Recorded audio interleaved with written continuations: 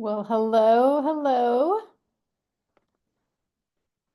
It's like somebody's still trying to connect to audio, but I will go ahead and get started.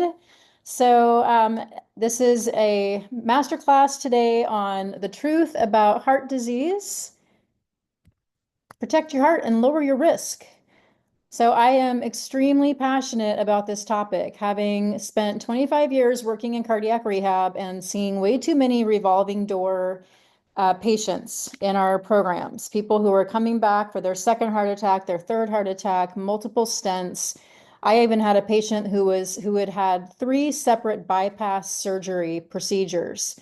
That is too many. One bypass procedure is one too many, not to mention having three separate. They were going after veins in his arms to use as bypasses by the time he was on his third procedure. This heart disease merry-go-round is preventable. And it is my purpose and passion in this world to really help people understand, what is truly at the root cause for heart disease, because it's time that we stop just blaming cholesterol. There's so much more to the story, as you will learn in this masterclass today. So thank you for being here. And I'm going to go ahead and just jump in.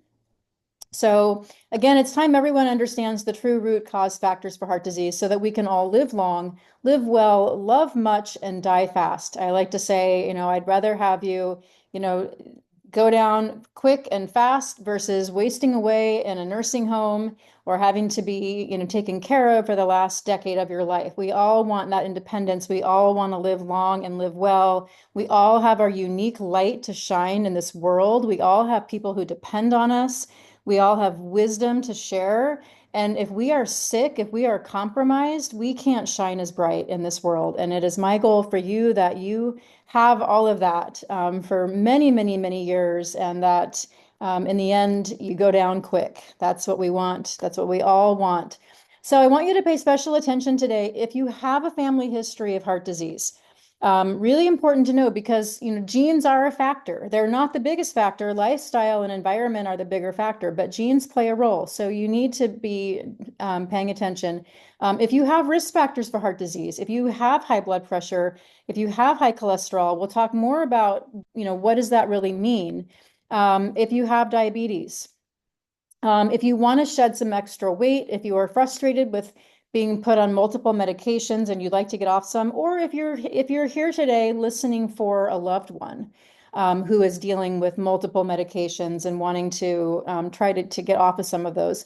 If you have been told that you are pre-diabetic or diabetic, if you want to reduce inflammation and pain in your body, if you simply want to improve your health and improve your heart health. So I'm not going to spend the time today spouting out statistics and studies. If you are looking for that information, please feel free to contact me. I'll share ways to get a hold of me at the end of the presentation today, and I'm happy to send you the studies, send you the research, send you the resources. But today I'm going to talk to you about what I have learned in my almost 30 years of working both clinically and in a functional medicine space, and what I have learned about what has worked and not worked for the patients and clients that I have seen. Truly, when it comes to our health, N equals one. We are all in our own ecosystem. All of our bodies are unique. And so when people say they have the one right diet that everyone should follow, run away from that person because they are not coming at it from this viewpoint of bioindividuality. We all need to be paying attention to our own ecosystem and what works well and what doesn't work well in our bodies. And that's a lot of what I teach in my programs that I run, is helping people to truly hone in on the diet that their body tolerates and thrives best on. And that could be different from the next person. So you are already committed to your health, or you wouldn't be here. You are committed to your health, or maybe you're here because you're committed to helping a loved one with their health. And it's my intention to share with you today usable information that you can take action on right away and see results. So regardless of whether you end up working with me or not, I hope that this information is valuable to you and valuable to your loved ones. And if you are serious about really up-leveling your health and you don't want to waste time, energy, or money trying to navigate the journey on your own, I will share ways at the end of this presentation on ways that you can go further. You can work with me to go further in life and in health. You don't have to DIY it. We can DIY it, I like to say. So I've got 3 keys to share with you today that will optimize health and longevity and help reduce cardiovascular risk. And hint, it's not about calories in, calories out, which is an antiquated way to look at nutrition. And it's not about spending hours on the treadmill. So a little bit more about me. I am a national board certified functional medicine wellness coach. I got my training through the Institute of Functional Medicine at the Cleveland Clinic. I am a certified yoga instructor. I'm also a registered clinical exercise physiologist through the American College of Sports Medicine. I'm a certified heart math practitioner, and I will try to find time to explain a little bit about what that means. But it's really a very amazing science. And then I also like to say I'm a major lover of cheese because when I was still in cardiac rehab, there was science coming out being published in like the Journal of American Cardiology and other cardiology journals. And it was, getting major headlines that cheese is not bad for your heart.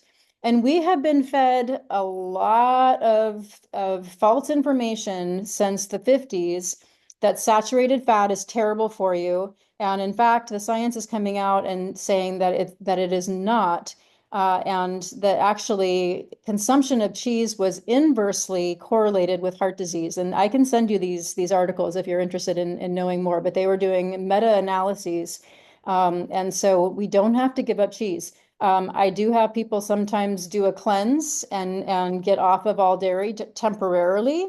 And some people just don't tolerate dairy. And again, it comes back to N equals 1. But I share this just because I want people to know that if you enjoy cheese and you tolerate dairy, it's not something that you necessarily have to give up in your life. So I have seen so many people in my 25-year career in cardiac rehab who were just surviving. They were not thriving. They were on multiple medications that had side effects. They were dealing with issues with low testosterone. They were getting brain fog and confusion from their statins. They were tired and fatigued from medications that were slowing their heart rate too much. So many side effects, and not some of these medications are not necessarily needed. And so we really want to understand how we can achieve true health with lifestyle. So I just want to share a few of the types of patients that I was seeing in cardiac rehab. So, and these are all made up names, of course. So, so we'll call her Linda. So she came into cardiac rehab after having a heart attack and a stent placed. She was thin, she was athletic, she was this high achieving woman in her life. And the only risk factors that she had, the only risk factor was stress. She was dealing with her mother who was terminal, and she was a caregiver for her mother during this terminal end of her life stage. And it was a lot of stress. And that was the one risk factor that she had. There was nothing else to point at. So stress is a really big deal. And we really need to acknowledge when that's going on. We'll call him Phil. Thin, a runner, otherwise healthy man with recurrent issues and eventually needing bypass. So this is a guy who was athletic, thin, his blood pressure was fine. He really didn't have any risk factors you could point at either. And he actually ended up, he went on a low or a non-fat diet because he read a book by, I think it's Dr. Esselman, saying that fat is terrible and we should not eat any fat, which is just ridiculous. And he ended up having to have bypass surgery. So going on a no-fat, non-fat diet did not reverse his heart disease. We'll call them Fred and Joe. These two guys were youngish, as far as, for cardiac rehab, I think they were both in their 40s, maybe early 50s. Otherwise healthy men. Neither of them had classic risk factors. They were both very active. One was a construction carpenter guy. The other one, I don't remember his job, but he was physically active. And they both were repeaters in our cardiac rehab program. They both had recurrent heart attacks and recurrent stent placements. Bob, let's see, Bob, he was another repeating patient. He had had a couple heart attacks, couple stents, and then he was still experiencing chest pain every day. It's called angina or angina. And he was still experiencing this every day until he worked with me and I had gotten my functional medicine training and I put him on a diet that was anti-inflammatory and I worked with him with my heart math techniques. And we were able to get him down 20 pounds. His inflammation went away, his chest pain went away, his exercise tolerance tripled. And he said he felt like he was 20 years younger. He said he finally felt hope again. I had another patient, we'll call him Chris. He was only 38 years old and he had a heart attack. And after talking with him further, we really were able to identify that he had some serious gut issues.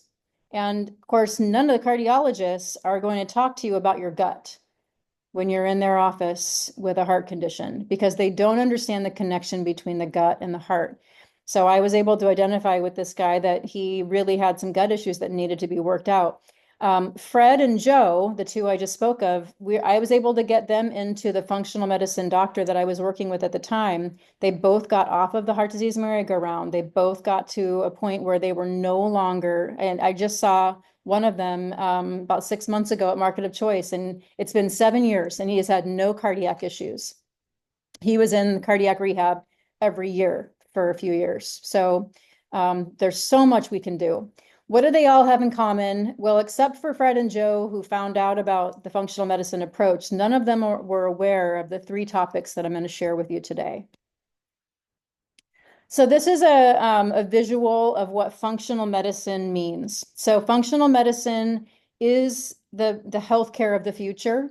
Eventually, everyone's going to learn this and understand it, and we're going to have a lot healthier population. Right now, it's still not big enough. But basically, if you think about our health as using a tree as a visual, so we really have to understand what's happening below the surface. We need to understand what is nourishing that tree, what's going on in the soil and in the roots that's nourishing that tree to keep that tree healthy. And then, what kind of environment is going on, above the tree? Is it getting good sunlight? Is it getting good hydration? And if so, then you're going to have this nice healthy tree with nice green leaves. In the Western medicine model, when it comes to chronic health issues, it's like the leaves of the tree start to shrivel up and fall off, and Western medicine just wants to try to glue the leaves back on the tree with medication.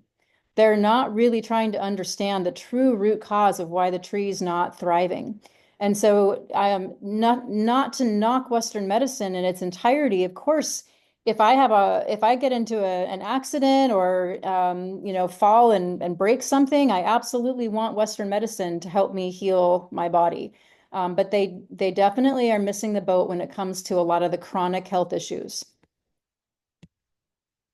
So let's start with number 1. Cholesterol itself does not cause cardiovascular disease. So read that again. It is not the cause of heart disease. Cholesterol is involved in the process, but let me explain to you how. So cholesterol there is no bad cholesterol, essentially. So without cholesterol, there is no life. Cholesterol is made in every cell of the body because the body needs it. It's used to create cell membranes. It's used for building new cells. It's used to create hormones, which are absolutely essential in keeping our body working the way it's meant to work.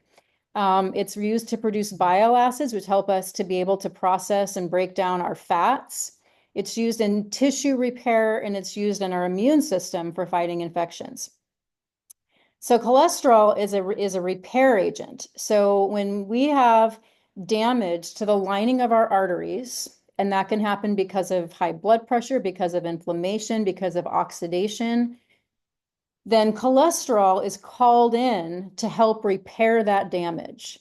So it's kind of like there's, if you think about a wall that gets, a hole knocked into it, cholesterol is like the spackle that's used to kind of like fill in that hole. So in the process of doing that, we create plaque buildup, right? So it's like when you say cholesterol is the reason for heart disease, it's like saying If there's a house fire and the firefighters come and they spray your house with water to put the fire out, you're blaming the firefighters for the water damage. It's kind of the same thing. Cholesterol comes in to repair, but it's not the reason for the damage to the lining of the artery wall. Okay, so we don't want to blame cholesterol even though it is involved. So when we're looking at cholesterol, we really want to identify what all is in that, underneath that umbrella of quote unquote cholesterol. There's so much going on there. There's so much to it. It's not just this one substance. So we have lipoproteins, which are a combination of cholesterol and triglycerides. So the cholesterol and a fat, and it's surrounded by a hydrophilic phospholipid, which allows it to be circulating through the blood in a liquid solution. We have HDL, which these carriers are specially designed to carry cholesterol back to the liver. And we have LDL, and LDL is specially designed to carry cholesterol to the tissues. So it's involved in the repair and delivering cholesterol where it's needed. ApoB is the main protein found on the damaging LDL. So LDL can be broken down into these subclassifications. It's really important to know this. This is a big takeaway today. LDL can be broken down into subclassifications. ApoB is a protein that's found on the damaging LDL. Okay, so there's also LDL that's harmless. And then we have LP little a. LP little a carries LDL for repair, but it can impair plasminogen activator, which increases the risk of clotting. So when we have LP little a that's too high, we have increased risk of heart disease. So it's important to know that, but that's not tested on regular lab work. There's subparticles. So when I talked about the subclassifications, you have large fluffy LDL, which are benign. They generally just kind of float around and don't really cause much damage and are there to do the work that LDL is needed for. And then there's the small dense, which are more damaging. And then we can also have oxidized LDL, and we can measure that. Once LDL becomes oxidized, it becomes more damaging. And then our VLDL, which contains the highest amount of triglycerides, and that's also more dangerous. So we need to understand these different classifications and subparticles. I talked about oxidation as being one of the reasons for damage to the vessel wall. So oxidation means that oxygen-containing molecules with an uneven number of electrons interact with other molecules, stealing an electron from those molecules and causing a chemical reaction, such as creating energy from glucose or fat. So oxidation is a process that needs to happen for all kinds of different things in our body. So it is something that is necessary for life. But when oxidation is happening too much without enough antioxidants to balance it, then we end up with cell degradation. So it has to be balanced. So when we have oxidative stress, there's an imbalance between the free radicals and the antioxidants, which help neutralize. So antioxidants have an extra electron to spare, and they share it with the ones that have lost an electron so that it neutralizes it. So this way we don't have that damage to the endothelial wall. Again, the endothelial wall is the lining of our arteries, and when there's damage, that causes dysfunction in that vessel, and that's where plaque can start to build up. So subtypes, small dense LDL, are more likely to become oxidized. They penetrate the arterial wall and begin that process of inflammation, where then the immune system sends different immune cells that release cytokines, which are inflammatory, and then it continues that whole inflammatory cascade that damages the vessel wall. Okay, so testing. Typically, we just see that they're testing a basic lipid panel. You're getting your triglycerides, your total cholesterol, your HDL, and your LDL. So the pro is that it can give some clue of risk, and it can give us a red flag. So if we see, especially triglycerides, if our triglycerides are 300, that's important to know. Absolutely, we want to take action. We want to get those triglycerides down. But the con of just doing a basic lipid profile is that if you have a high cholesterol, everyone's going to get the same treatment. They're just going to put everybody on statins. That's just the Western medicine model. You have high cholesterol, you get put on a statin. We're not going to dive any deeper. And since we've been putting everyone with high LDL on statins, we have not seen any dropping rates of cardiovascular disease, though death rates have declined. And the theory for that is that statin medications, their primary role is in lowering cholesterol, but they have seen that they have also created some stabilization of soft plaque in the artery wall. So if you have soft plaque, that is the plaque that's more likely to rupture, which is what causes the heart attack. Hard calcified plaque, that might cause some narrowing of your artery, but it's very unlikely that that hard calcified plaque is going to rupture and cause a heart attack. So the statins have shown reduced death rates probably because of that benefit, but we haven't reduced rates of cardiovascular disease.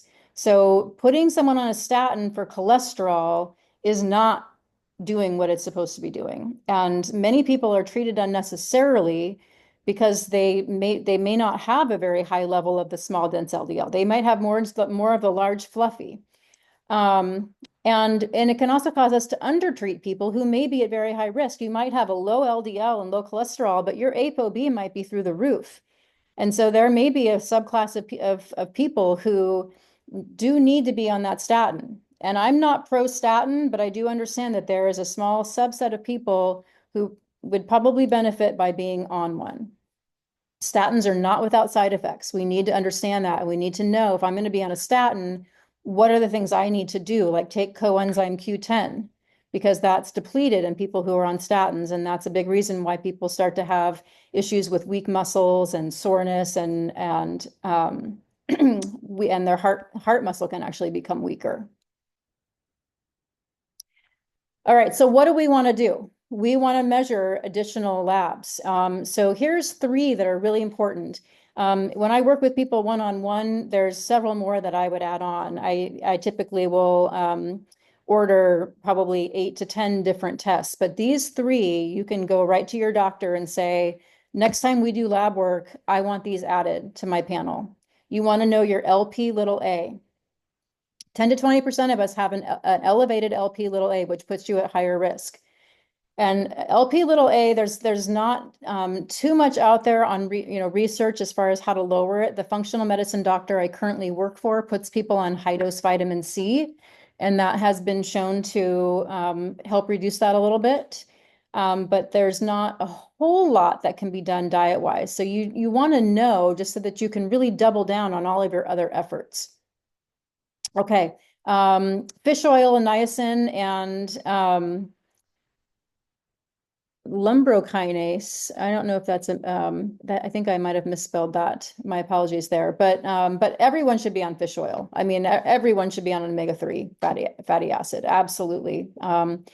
And then ApoB. This is the one where ApoB is a protein that's on the LDLs that are more dangerous and damaging. So we really want to know that. That's really important to know.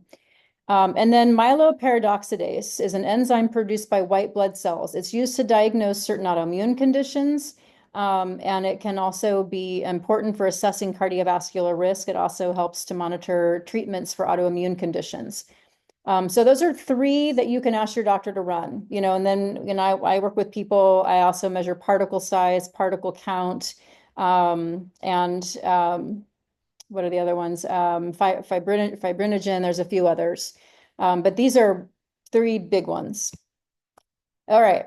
So improving metabolic health is another absolute key to reducing cardiovascular risk. I just listened to another webinar by a couple cardiologists who the whole focus was really on insulin resistance and how important this is in cardiovascular disease. All right.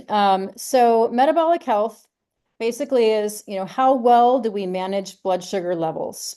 So when we don't have good management and good control of blood sugar levels, we end up with insulin resistance, prediabetes, eventually diabetes.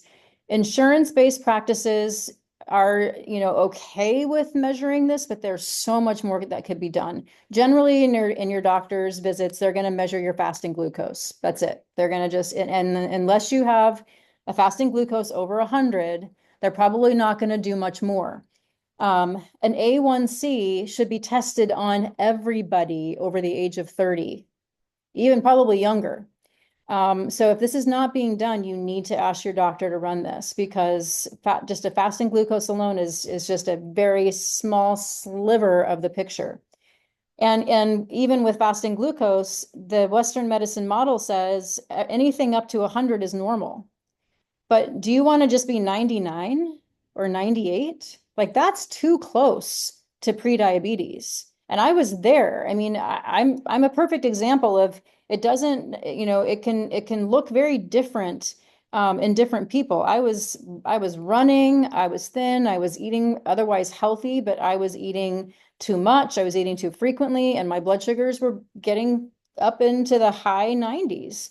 And I really had to make some serious changes to get it down where it needed to be, which is below 90. But your doctor might not tell you that. They might not say anything until, oh, you're 101, now you're pre-diabetic.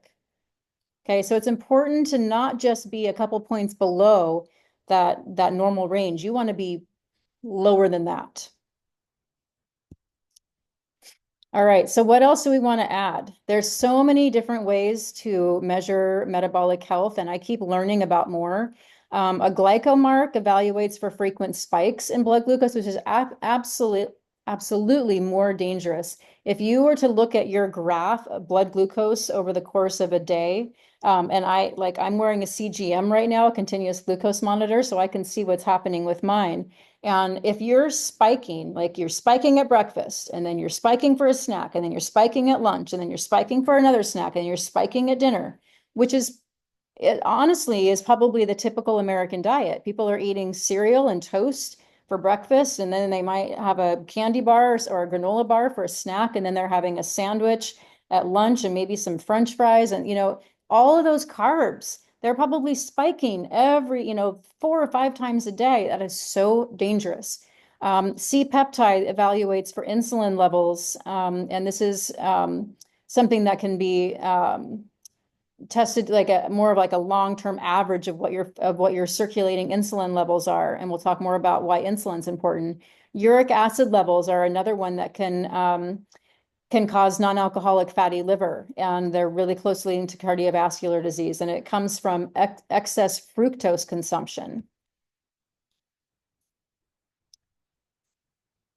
All right, and then we have a HOMA score, which is basically a calculation. If you know what your fasting insulin level is and your fasting blood glucose, you can type in HOMA score on Google or whatever search engine, and there'll be a place where you can put in those two values and you can get your HOMA IR score, and it'll tell you, based on your score, what level of risk you are.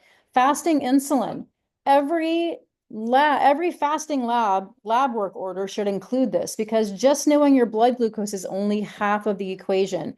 How much insulin does it take to get your blood glucose down? If your blood glucose is quote unquote normal, you don't know how much insulin it was requiring to get it normal. So the more insulin that is needed to get your blood glucose normal, the more resistant you are to insulin. And this is really important because insulin resistance is directly linked and causative for heart disease.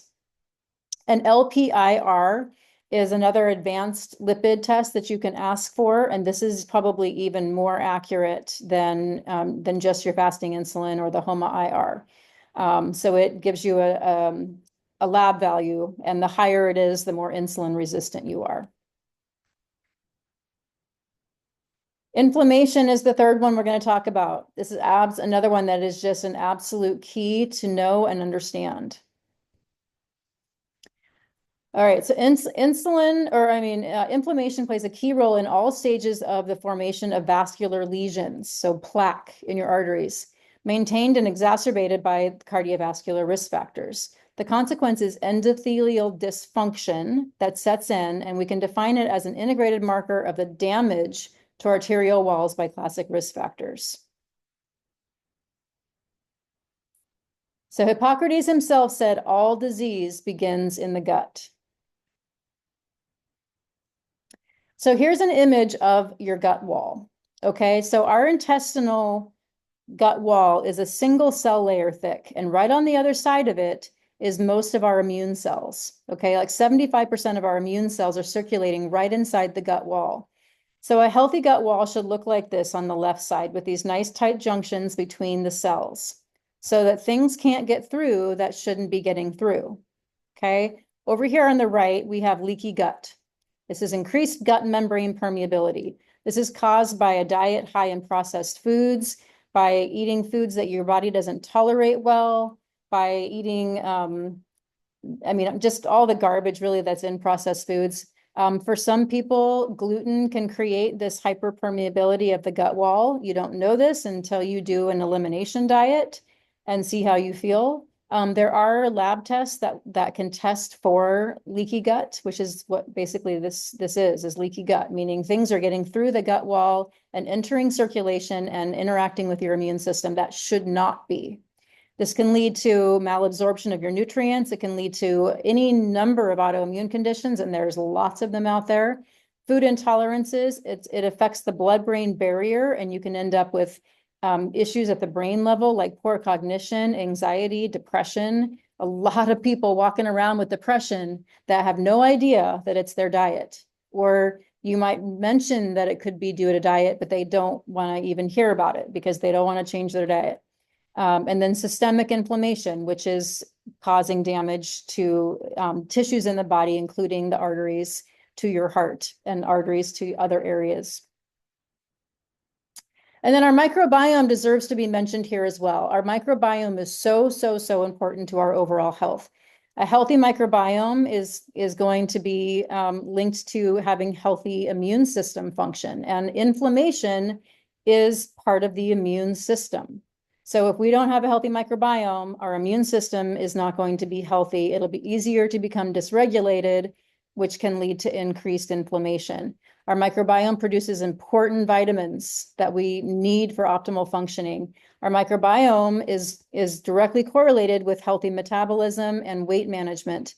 I mentioned inflammation, and then there's a lot of information out there about microbiome and autism. It deserves just to be mentioned. All right, so how can we test for it? So right now, no one's testing for it. You're not going to go to your doctor's office and they're not going to and have regular lab work that includes inflammatory testing. It should be done, but it's not.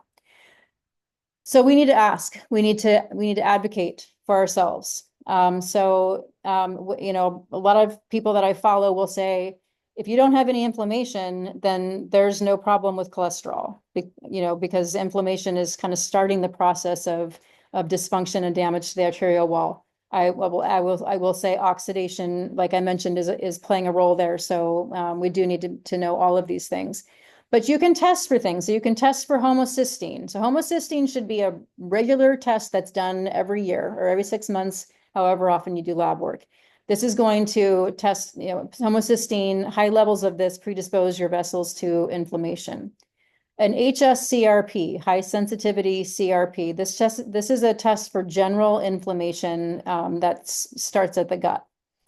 Omega-6 to omega-3 ratio. This is telling us how much inflammatory versus anti-inflammatory fats are in your body. Omega-6 fatty acids are in all of the seed oils. So they're in all of the oils that are used in all the processed food, all of the salad dressings, dips, chips, crackers, cookies. It's primarily what's used in frying anything that's fried at a restaurant. The American population is we're about 20 to 1 right now of omega-6 to omega-3 fatty acids. And we should be at no more than 3 to 4 to 1. So we're getting way more of these omega-6 fatty acids, which are pro-inflammatory. So we really want to stay away from all of these pro-inflammatory oils that are in all of these processed foods. And you can test and see what's in your body. And then ferritin. Ferritin is your stored iron. So we want ferritin. We need to have stored iron in our body. But when people have really high levels of stored iron, that is very closely linked to increased cardiovascular risk. One of the only ways to reduce it is to be a regular blood donator. but it's good to know. It's really important to know. I had a cardiac rehab patient he was a frequent flyer and his ferritin levels were through the roof. All right, so how do we optimize for all of these things? So this is going to go fast. So make sure you're really paying attention. And I will have the recording available for you as well, but there's a lot of information here. So when it comes to diet, you really want to be eating more. So really looking for clean sources of meat. Any study that's done that shows that meat is harmful, like they did that twin study and they did like the one twin ate meat and kind of like, you know, omnivorous, and then the other twin went like vegan or vegetarian. And they showed all of these benefits from the vegan vegetarian diet, but we don't know where the meat was sourced. And of course, if you're eating industrialized beef that's grown on a feedlot and is fed grain, that the omega-3, omega-6 fatty acids in that beef are not good. So a grass-fed, local grass-fed pastured cow is going to have a much better omega-3 profile, and it's going to be much better for you and much better for the animal and the environment. And we just really want to get away from that industrialized meat. It's harmful on all levels. We do want to eat organic whenever possible. You know, the chemicals and pesticides and herbicides and things that are in organic food can be part of the oxidative stress that our body experiences. We really want to get 12 to 15 plant foods per day with a goal of getting 30 to 35 per week. This variety is really necessary for a healthy microbiome. Okay, pre and probiotics. So prebiotics are the fibers that feed the bacteria in your gut. They come from fibrous foods like onion, garlic, artichokes, bamboo shoots. And then you want to get your fermented foods to get your probiotics like sauerkraut, kimchi. Okay, you want to avoid or eat less or none industrialized seed oils, as I mentioned before. They're pro-inflammatory. Processed meats and just industrialized or feedlot meats. Trying to avoid processed convenience foods, because if you read those labels, they've got thickeners, fillers, emulsifiers, and typically the industrialized seed oils. Refined grain products, they're basically just sugar in your body. You eat refined grain products like tortillas and white, you know, and bread and pasta. It's just basically just shoots your blood glucose up through the roof. Gluten for a lot of people is a contributor to that leaky gut. I've seen a lot of people have huge improvements in their health when they take gluten out. And then you want to avoid charring meat, like barbecue that's like got all that's you see it and it's got like the burnt little bits and stuff. That is so bad. When you char your meat, you're creating advanced glycation end products, which are very aging and contribute to damage to your artery wall. You got to read your labels. It is amazing how many things are marketed as being healthy and they're just absolute garbage. This Brummel and Brown, you know, made with real yogurt. Look at the second ingredient, soybean oil. It's highly inflammatory. This is just a terrible marketing to make people think that they're doing something healthy. You would be so much better off just having real butter. Skippy peanut butter. I mean, this is just poison in a jar. It's got sugar as its second ingredient, hydrogenated, not just vegetable oil, but hydrogenated. They've taken industrialized seed oil that's already inflammatory and made it even worse by hydrogenating it. I mean, I have friends that feed this to their dog, and their dog has acid reflux. Like, stop feeding your dog poison. All right. What can we do as far as movement? So important to move the body. Exercise is, you know, when I was working in cardiac rehab, you know, that was like the main thing that I promoted. I now say exercise cannot undo a bad diet. Like, it's really important that we're paying attention to our diet, that we're getting enough sleep, that we're managing stress. But exercise is just as important as all of those things. We really need to move our body. Muscle is the currency of longevity. So again, exercise is not going to undo a bad diet or poor sleep. So just to kind of be clear, inflammation and toxic load make it really difficult to lose weight. So I've seen people where they are battling and battling and battling this extra weight on their body, and they cannot figure out why it's not coming off.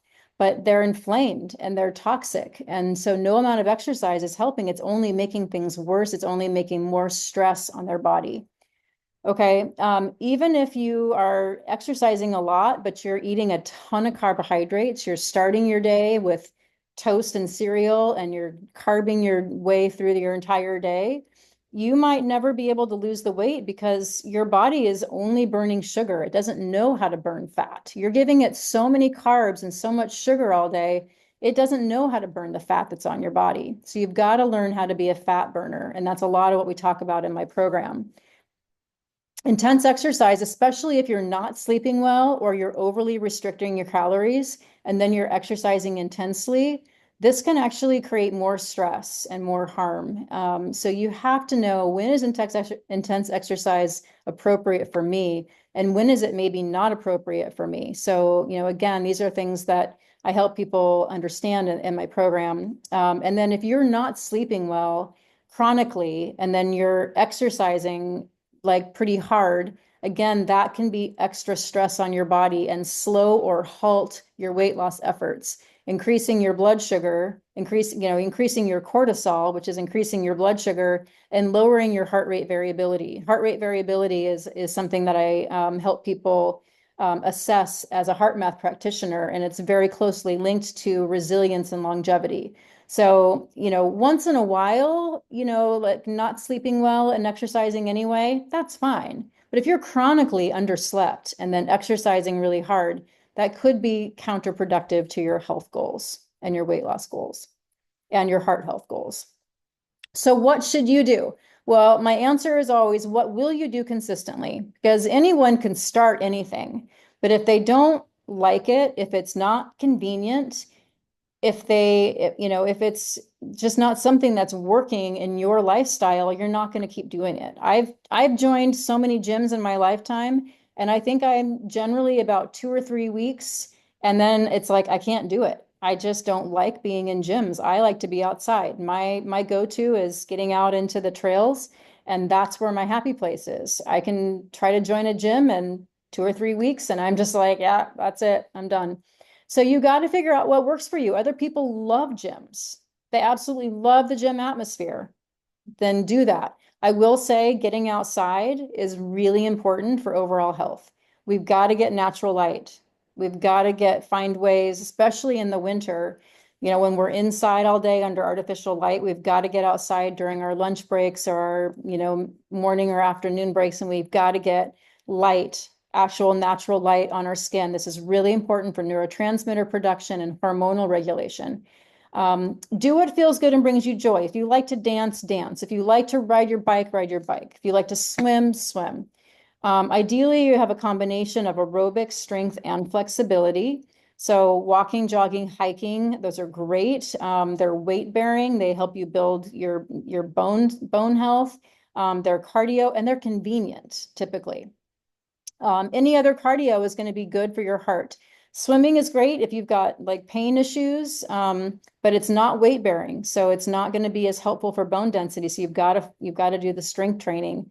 Yoga can be great for strength and flexibility. Cross training can be really, really beneficial for getting good calorie burn. High intensity interval training, lots of benefits to high intensity interval training. But again, you want to know if it's good for you based on where you're at. And if you already have some adrenal issues or cortisol dysregulation, that might not be a good choice at that time. Group fitness, that can be great. It can be fun and social.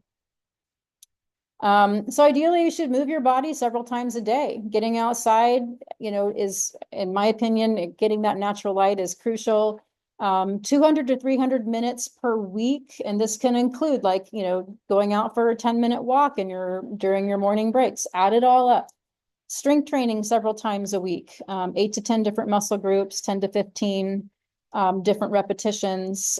Even one set can give you benefit. Stretching and flexibility should be a daily thing. I really think, finding times during the day, maybe you start your morning with a quick 10 or 15-minute gentle yoga. Maybe you finish your day doing that, something that's really good for promoting sleep. Balance and agility, important, high intensity interval training, one longer bout per week. So like getting out on the weekend, maybe doing a 1 hour or 90-minute walk or hike can be really beneficial. You need to know your motivators. You need to build a plan. You need to schedule it. And you need to do it.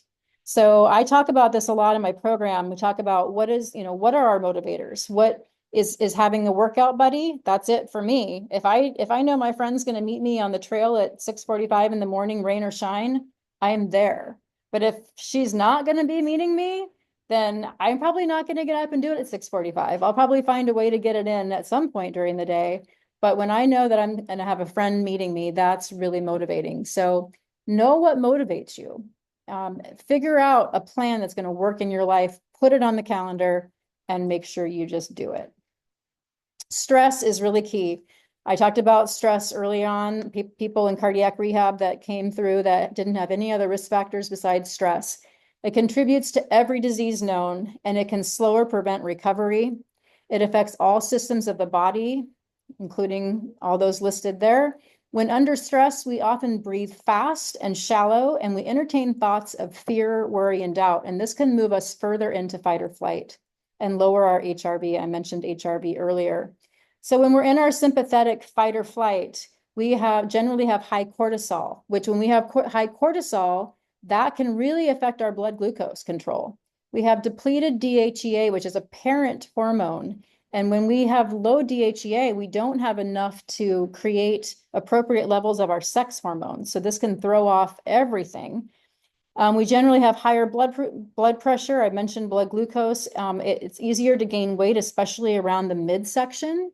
And we can end up with poor digestion and food intolerance because when we're sympathetic, we're not in the state where our body can digest food well. And so a lot of food intolerance is really due to stress. Okay, parasympathetic is our rest and digest. This is where we need to be able to have a meal and know that the food that we're eating is going to have the most benefit to our health.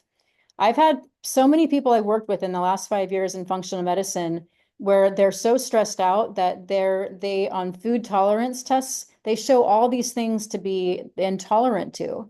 And it's like so many things that are showing up as intolerances. And it's like, we've got to figure out your stress because it's not the food. It's your body needs to get into a state of relaxation and rest to be able to eat these foods. All right, so this is so key. We've got to be in the parasympathetic. The sympathetic nervous system is there for a reason, but that's not where we want to live. So stress could be the thing, the one thing standing in the way of the health that you want. So many people have been in fight or flight for so long, they're in this sympathetic state for so long that it feels normal. They're like, I'm not stressed, I feel fine. But it's almost like so normal that that's comfortable. And then when you try to get them into a relaxed state, they feel uncomfortable. They're like, this doesn't feel right. Like they just feel like something's off because they're not in that fight or flight state. I don't know if you know people like that. They'll like insist that they're fine, but like you can tell they're stressed. And I can tell that when I do heart math. So when I do a heart math session, I hook people up to my device and it measures where they're at in their nervous system. And so regardless of what they tell me, I can say, well, based on what I'm seeing here, you're actually really in your fight or flight right now. If you're chronically stressed, then fasting and exercise can actually be more harmful than helpful. So again, this is a helpful thing to know before you decide, oh, I think I'm going to jump on that fasting train. That seems to be helping a lot of people lose weight. It might not help you if you're stressed. So things that you can do, breathing deeply and slowly. The book that I read called Breath by James Nestor talks about 5-5 breathing. And that basically means 5-second inhale and 5-second exhale. So it's a really slow rate of breathing. And if this is a difficult breathing pattern for you, then it really means that you need to do it. So a lot of people, I've had them do it. They're like, oh my God, I can't inhale for 5 seconds. Well, that means you need to be practicing it because your lung capacity needs to improve. So practicing that deep, slow breathing will immediately shift you into the parasympathetic. Practicing thoughts of gratitude, appreciation, and love also scientifically proven to push you into that parasympathetic. Practicing being present, like when you catch yourself like moving into future thinking or past thinking and entertaining worry or fear or resentment, just catch yourself and say, wait a minute, no, I'm coming back to the present moment. I'm living in the present moment. I'm not going to live and borrow issues from the future. I'm going to stay right here, right now. I'm going to be engaged right now with this person or task in front of me. Mindfulness and equanimity can also really build emotional resilience. And basically that means just being aware of how you feel in the moment and making peace with the fact that like, okay, right now I'm experiencing whatever. Like right now I feel lonely. Okay, that's the human experience to feel lonely once in a while. I can experience this loneliness without making it worse for myself by being mad that I'm lonely. I'm going to just equanimity is just basically making peace with whatever the current situation is and not pushing against it or fighting against it and creating additional suffering because you're not accepting what is the current reality that you're in. I think equanimity is something that if everybody could practice, we would have a lot less disease. Sleep is super, super important. One of the things that I have noticed in my own journey is that sleep has been way more of a factor than I ever realized. As you can see, there's a long list here of things that when we get poor sleep are going to could potentially happen in our health. So I'm not going to read all of those, but you can read those. It's just like there's plenty of science to back this up. It's really important that we're paying attention. Some of the key things that I like to talk about when it comes to sleep, especially as it affects our metabolism, are these hormones of appetite. So when we're not getting enough sleep, we're going to have lower ghrelin levels, or when we get enough sleep, we're going to have lower ghrelin levels, which are going to give us a normal appetite. We're going to have higher leptin, which when we finish a meal, we're going to feel like, okay, I'm full, I'm satiated. If we're not getting enough sleep, our ghrelin levels will tend to be higher, which makes us feel hungry all day. And I don't know about you, but I know like if I've had a night of insomnia, I just want to eat the entire kitchen. So pay attention to that. When you get enough sleep or when you don't get enough sleep, what is happening with your appetite? And then I also feel like if I eat a meal, like I'm like looking around for what can I have now? So important that we know that. All right, how can you get better sleep? I have a whole educational module in my program that I talk about sleep, and then I work with people one-on-one. There's so much to getting good sleep, and hormonally, like this is a big thing I talk with my clients about, and we do some testing and talk about various things that can balance hormones to improve sleep. But some basics are circadian rhythm. Too many people are all over the board with their sleep schedule. We've really got to bring that sleep schedule in and keep a good solid circadian rhythm, getting to bed a little earlier, avoiding screens 2 hours before bed or wearing blue blocker glasses. I'm really good about as soon as the sun goes down, my blue blocker glasses go on and they're on the rest of the night. That can really help keeping that blue light, which signals to your brain daytime, wakefulness time. Avoid eating 2 to 3 hours before bed. It's okay to go to bed feeling hungry. This is actually like something we should embrace because our bodies really need to do a lot of their detox work at night. Get outside during the day. That's going to help you get better melatonin circulating at night. So you want that natural light in your eyes. And then journal, meditate, brain dump, read anything to kind of quiet your brain and get rid of that monkey mind. White noise or certain types of music can be helpful. There's great sleepy time teas and supplements and adaptogens. Ashwagandha is a great one that can really help. GABA for people who have a lot of the monkey mind stuff. L-theanine and other amino acids. Magnesium glycinate, big one. Magnesium can be really, really huge, and the magnesium glycinate specifically for sleep. keeping your bedroom cool and dark, and then consider if there's, oh, I spelled imbalance wrong, but hormone imbalances. We really want to address those. I know for myself, I was able to completely fix my sleep by just getting some over-the-counter supplements to help balance hormones. So, so lots of stuff that I discussed today. I know it's a lot and probably a lot of frantic note taking, but I will be sending a link to watch the replay. So if you miss anything, you can always rewatch it. So I'll finish by just asking if you are really serious and ready to really up level your health, if you want to stop worrying about never losing the weight or getting off certain medications, if you want to have unlimited energy and break free from cravings or habits that haven't been serving you, feel amazing, like what you see in the mirror, feel confident and strong, and know that your heart is healthy and that you're doing everything you can to protect your heart. If you're ready to stop wasting mental energy and trying to figure it all out by yourself, you can work with me. So I have a program that I run. It's a 3-month program that just helps to really transform health and really dive deep into those root cause factors for chronic issues. I also do one-on-one coaching. I do functional medicine consults. I do one-on-one package coaching, and then just kind of one-off coaching sessions. And then the heart math, as I mentioned, I love doing heart math sessions and helping people understand where they're at in their nervous system and if their nervous system is maybe not supporting their health. Some client testimonials here. There's a couple that did my program together. Together, they lost over 120 pounds, and neither one of them were able to exercise at the time that they were in my program. So although exercise is important, it's really doable to lose weight and actually maintain muscle with the program that I run without exercise. Some testimonials from several people that have gone through the program. Melissa said that this program finally worked when nothing else did. First weight loss program that made sense to Jackie. How simple it was to Corey.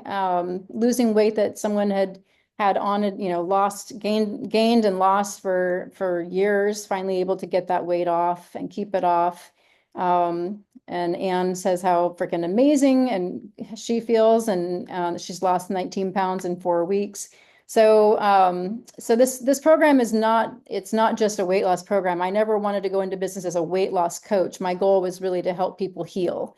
And I really wanted to help people recover and prevent another heart problem. And heart disease is very much related to our metabolic health. So that's why I'm doing what I'm doing. And a lot of people work with me prior to ever having heart issues and hopefully never having heart issues because of what they're learning in my program. This person, Carly, she was active. She was running half marathons, but she could not get the weight off that she was struggling with. She had 40 pounds of extra weight that her doctor kept telling her she needed to get off because she was also a breast cancer survivor. And she did my program and she lost 40 pounds and she's maintained it, and her running speeds have gotten better. She's a faster runner. She feels amazing. And Crystal, she has a great testimonial of she hit her goal, and she just felt like it helped her in so many ways. She's ready for a photo shoot for her own business, and felt like her outside finally matched her inside and has more confidence and feels stronger and healthier. And she was one who was doing high intensity interval training all the time and not able to get her weight down. I have testimonials from people I worked with more specifically for heart stuff. I just didn't have any that I typed up for this presentation, but I like to, biological age versus chronological age. I really like to talk about this because we are not the number. We are not our chronological age. We can either be older than that or younger than that. And my whole mission is to give people more quality years. And so I like to say, yes, we can turn back time. We can reverse biological age and give you more time, more quality time on this earth to do what you are here to do, to shine your particular light. And that is my goal, is to help people that way. So there are ways to contact me. If you want to use the QR code here, it'll take you to being able to set up a free wellness strategy call. You can also jot down my email address, my website, and on the website, it has a little bit of information about the programs. I have 3 different levels of my Transform Your Health Turn Back Time program, so different to meet different budgets. But the key core information and the overall food plan and all of that is in all 3 plans. So with that, I am happy to answer a few questions. I know we're at the top of the hour, and I think I said I would keep it at an hour, but if there are any questions, I'm happy to take questions. Otherwise, I will wish you all a beautiful rest of your day.